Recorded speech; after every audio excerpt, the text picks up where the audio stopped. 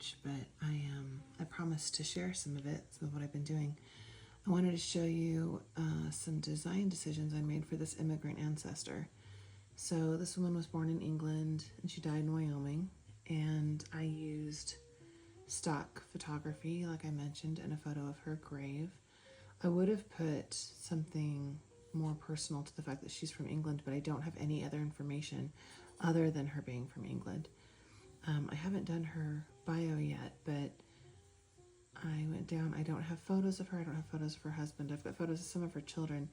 And then I've got some little snippets just talking about, this is from when she was alive, and then this is her death card. And then we moved to her immigration page. Now, you can see on her husband's, he actually has something there already, but I've been doing an immigration ancestor page on one side and then a place of birth page. So talk about their immigration and then talk about the place where they were born. Well, like I said, I don't have anything beyond the fact that she was born in England. So I could have a page about England, but like that would be very general and very, 5th grade country report, because I don't have anything specific. It's not that interesting. So instead I spread out the immigration information over 2 pages. Now, you can't see this. I have a PDF where somebody has copied information from an obituary, theoretically, that talks about the fact that she met her husband while on her way from England to New York City. I cannot find the original obituary. I don't know what paper it's in. I don't know where it came from. But when I checked on the information inside the obituary, all of the information in the obituary is correct. The one thing that I wasn't sure about was this idea that they had met on this boat. But when I checked the passenger list for this sailing, I did find them, and they're not listed together. So it's very possible they actually met on this boat. So I added some text explaining that, I can delete this. I added some text explaining that, well, here, wait, that's why I was like, why didn't I delete that? Okay, sorry. I added some text explaining that it wasn't verified, but that I had found them on the sailing.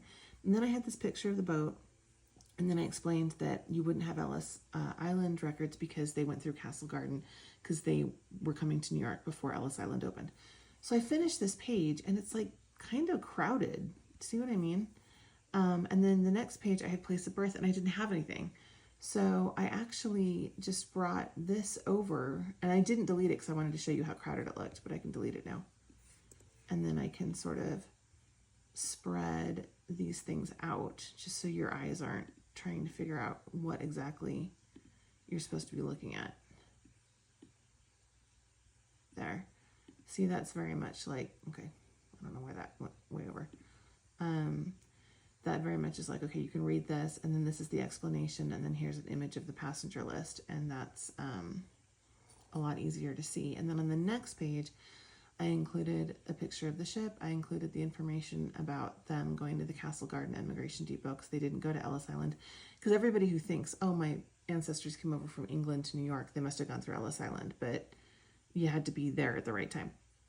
And then this is, it's kind of hard to see, but this is from the Library of Congress. It's just an illustration somebody did for Harper's Weekly that shows immigrants at Castle Garden.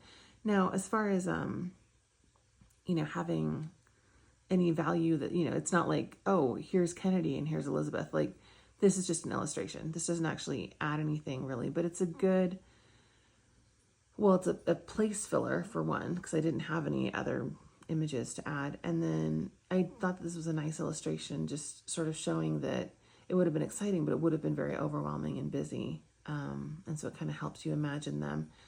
It's not just that they, in this little obituary, oh yeah, they met in a boat. Like, here's the list. Here's the ship they were on. This is what it would have felt like when they got there. So it's more of an immigration story. So this is the first one, I think, that I've done 2 pages on the immigration and nothing on place of birth because I didn't have anything for her. And then her husband, now I almost was going to be like, well, I already have all this information, and this, this is his and then this is hers. And so there's no reason for me to copy this, because this is like, unlike my research where I say everybody needs to have a copy of their own records, this book is supposed to be read as a story. So you wouldn't need to read this for one person and then turn around and read it for somebody else. So I was going to maybe just delete his immigration pages, but this actually talks about the fact that he's not going to America for the first time, theoretically. He's been visiting home in Scotland, and now he's returning to America. So his original immigration would have been different from hers, because I believe that this is the first time that she's moving from England to New York, and she never goes back. The other thing is that there's something curious, because I do have this newspaper article from England talking about him getting arrested for theft a few years before I have him on that other sailing. So I'm wondering if he got in trouble and then went to America and then maybe came back. So I have these pages open, and that's what I'm going to work on now. So that's the update. And what are we at? We're at, today was 15 days until Christmas, and it wouldn't surprise me if it's after midnight. So I think we're 2 weeks and counting.